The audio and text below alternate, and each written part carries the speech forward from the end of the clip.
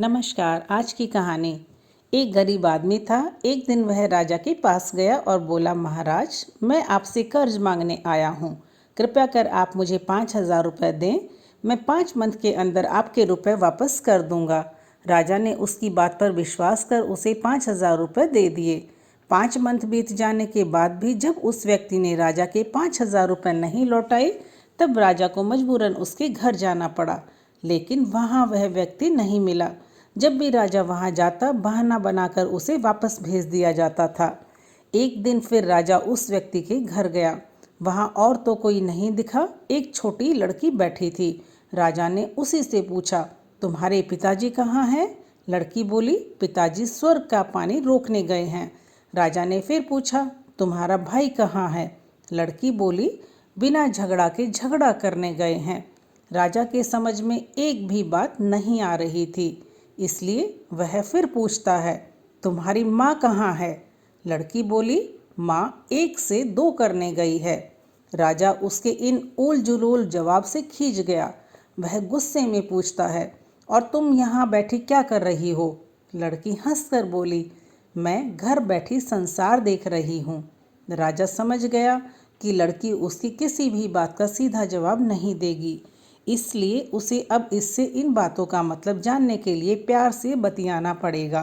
राजा ने चेहरे पर प्यार से मुस्कान लाकर पूछा, बेटी, तुमने जो अभी अभी मेरे सवालों के जवाब दिए, उनका मतलब क्या है? मैं तुम्हारी एक भी बात का मतलब नहीं समझ सका। तुम मुझे सीधे सीधे उनका मतलब समझाओ।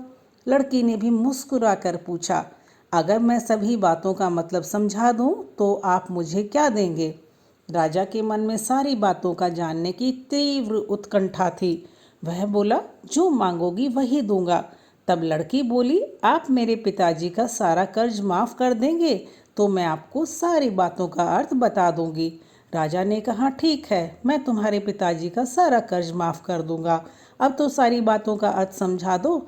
लड़की बोली, महाराज, आज मैं आपको सारी बातों का अर्थ नहीं समझा सकती। कृपया कर आप कल आएं, कल मैं ज़रूर बता दूंगी। राजा अगले दिन फिर उस व्यक्ति के घर गया। आज वहाँ सभी लोग मौजूद थे। वह आदमी, उसकी पत्नी, बेटा और उसकी बेटी भी। राजा को देखते ही लड़की पूछी, महाराज, आपको अपना वचन याद है ना? राजा बोला, हाँ, मुझे याद है। तुम अगर सारी बातों का अर्थ बता दो तो मैं तुम्हारे पिताजी का सारा कर्ज माफ़ कर दूंगा। लड़की बोली, सबसे पहले मैंने यह कहा था कि पिताजी स्वर्ग का पानी रोकने गए हैं। इसका मतलब था कि वर्षा हो रही थी और हमारे घर की छत से पानी टपक रहा था।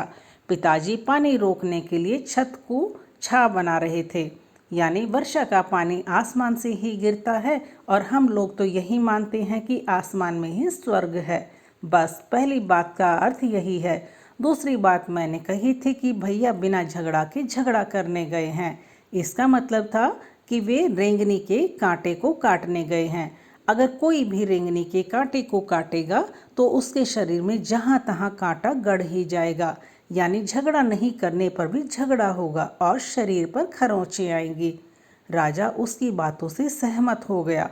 वह मन ही मन उसकी चतुराई की प्रशंसा करने लगा।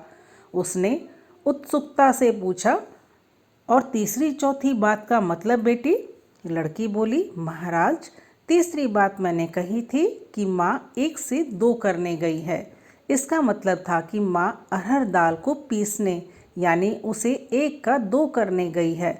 अगर साबुत दाल को पीसा जाए तो 1 दाने का 2 भाग हो जाता है, यानी यही था 1 का 2 करना। रही चौथी बात, तो उस समय मैं भात बना रही थी और उसमें से एक चावल निकाल कर देख रही थी कि भात पूरी तरह पका है कि नहीं। इसका मतलब है कि मैं एक चावल देखकर ही जान जाती कि पूरा चावल पका है कि नहीं, अर्थात चावल के संसार को मैं घर बैठी देख रही थी। यह कहकर लड़की चुप हो गई।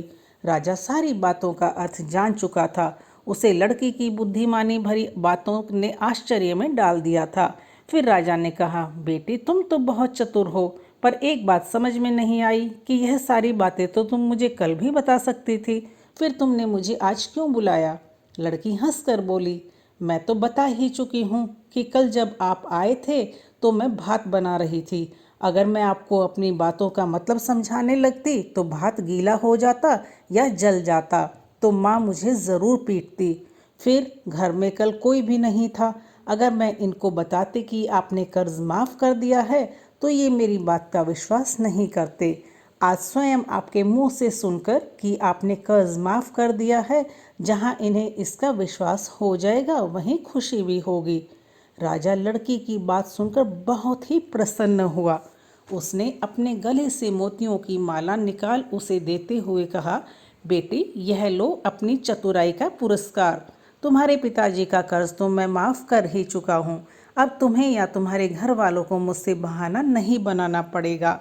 अब तुम लोग निश्चिंत होकर रहो। अगर फिर कभी किसी चीज़ की ज़रूरत हो तो बेझिझक होकर मुझसे कहना। इतना कहकर राजा लड़की को आशीर्वाद देकर चला गया। लड़की के परिवार वालों ने उसे खुशी से गले लगा लिया। तो दोस्तों, आपको कहानी पसंद आई हो तो प्लीज़ लाइक करें, शेयर करें, साथ ही चैनल को सब्सक्राइब करना ना भूलें। और कहानी देखने के लिए बहुत बहुत धन्यवाद।